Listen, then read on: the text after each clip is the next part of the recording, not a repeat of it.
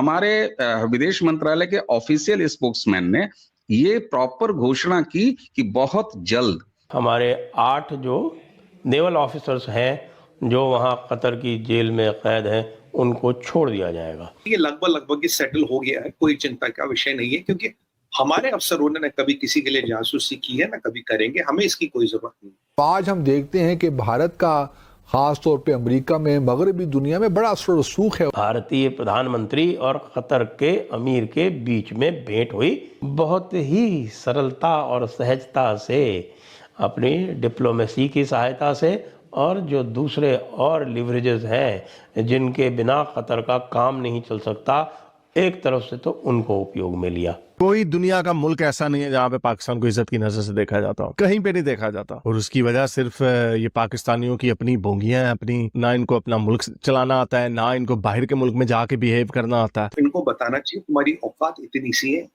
35 लाख की कंट्री हो। मैं कहना नहीं चाहता पर कहूंगा शायद 2-3 ब्रह्मोस बहुत होंगे। भारत सुपर पावर नहीं बनने की ख्वाहिश रखता है।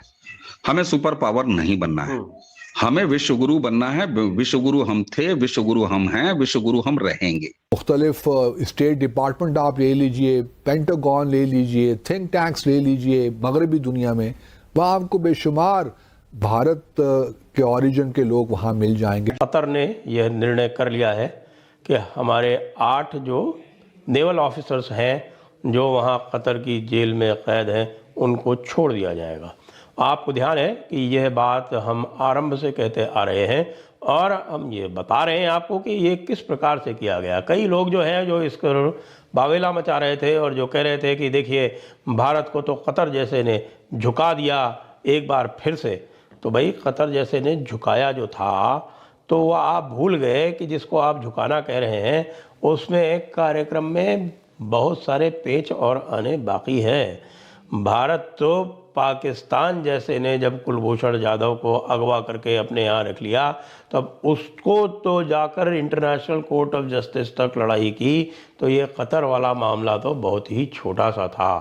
तो कतर में, क्योंकि कतर के ऊपर हमारे बहुत सारे लिवरेजेस हैं, और दूसरी बात यह है कि कतर जो है वो भारत को दुश्मन मुल्क मान के नहीं चलता है।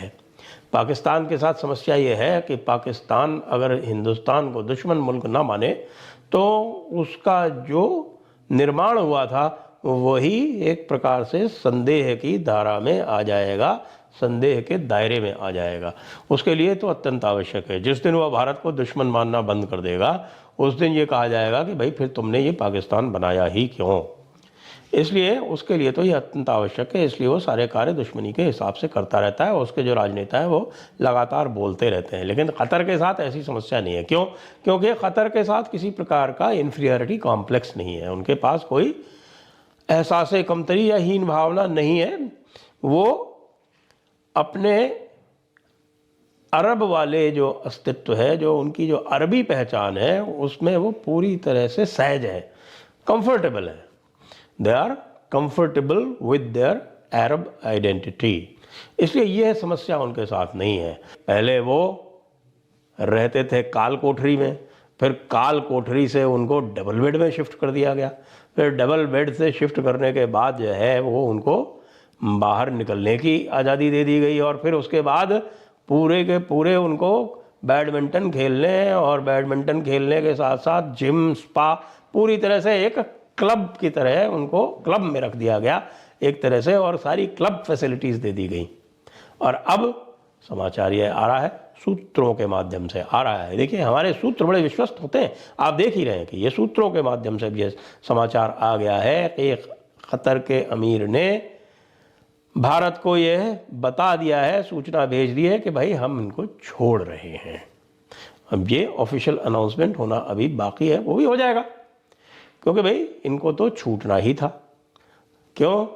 अब हम ये कह सकते हैं कि भाई हम जो है वो चौड़े में ये कह सकते हैं कि देखिए हमने कतर को दबा लिया, लेकिन ये ना भूलें कि ये कतर जो है वो ऐसे नहीं दबा है। किसी को भी दबाने के लिए प्रत्यक्ष अप्रत्यक्ष दोनों तरह के उपाय करने पड़ते हैं। खाली एक ही तरह का उपाय करके खाली धमकी से भी काम नहीं चलता।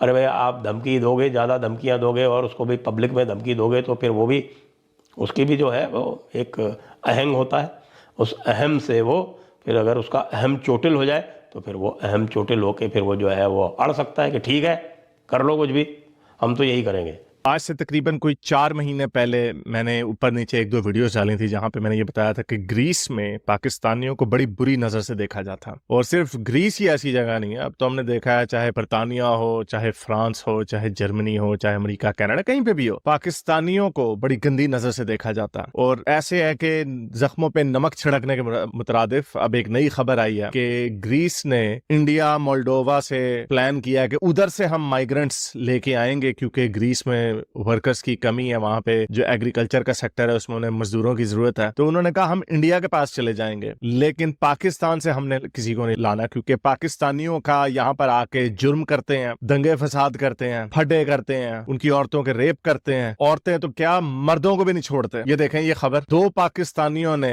एक लड़के का, ग्रीस यूनानी लड़के का उसके साथ गैंग रेप कर दिया। इसी तरह 2 पाकिस्तानियों ने एक बरतानवी टूरिस्ट वहां पे बेचारी गई हुई थी उसका रेप कर दिया। इस तरह एक 50 साल की बूढ़ी औरत, उसका रेप करने की कोशिश की। इस तरह की बेतहाशा वाकयात आपको ग्रीस में मिलेंगे और सिर्फ ग्रीस में नहीं, इटली में भी है ये काम, पूरी दुनिया में ये काम हो रहे हैं। और क्या वजह है कि साथ बगल में हम उनका मजाक उड़ाते थे, बॉब एंड विजयन वगैरह, वो ऑनलाइन हैरेसमेंट करते थे, लेकिन इतनी बदनामी फिर आपके मुल्क की ही क्यों है? क्योंकि थोड़े वे लोग हैं। बरतानिया में ग्रूमिंग गैंग्स, उसके पीछे 95% जो है वो सारे पाकिस्तानी है, वो भी पाकिस्तानी नहीं जो यहाँ से गए, वो वहां के बॉर्न एंड रेज। तो क्या वजह है कि इस तरह का एटीट्यूड? एक जैसी रंग नस्ल है, एक जैसी जबान है, एक जैसा खाना है, तकरीबन कल्चर एक जैसा है। उधर के जाते हैं वो सीईओ के, वहां पे जाके सीईओ बन जाते हैं, वहां पे मेहनत करते हैं, ऊपर चले जाते हैं। पाकिस्तानी वहां पे जाके भी नीचे ही रहते हैं, वहां पे जाके भी गंदे काम कर रहे हैं। तो इतना आपको सवाल तो पूछना पड़ेगा कि क्या खराबी है। अब ये बात शायद सही है, हर मुल्क के पीछे एक फाउंडिंग मिथ होती है, हर मुल्क के पीछे उसकी एक स्टोरी बनाई जाती है, उसको मिथ कहा जाता है क्योंकि मोस्टली वो प्रोपेगेंडा होता है। हमने भी एक मिथ बनाई, हमने बनाई 2 कौमी नजरिए के ऊपर, चाहे उनकी रंग, नस्ल, बोली, कल्चर तकरीबन एक जैसा था, स्पेशली मैं नॉर्थ इंडिया और पाकिस्तान की बात कर रहा हूँ। लेकिन उसके बावजूद हमने कहा नहीं नहीं तुम डिफरेंट हो हमसे। क्यों अजी डिफरेंट? क्योंकि तुम भगवानों को मानते हो, हम एक अल्लाह को पूछते हैं।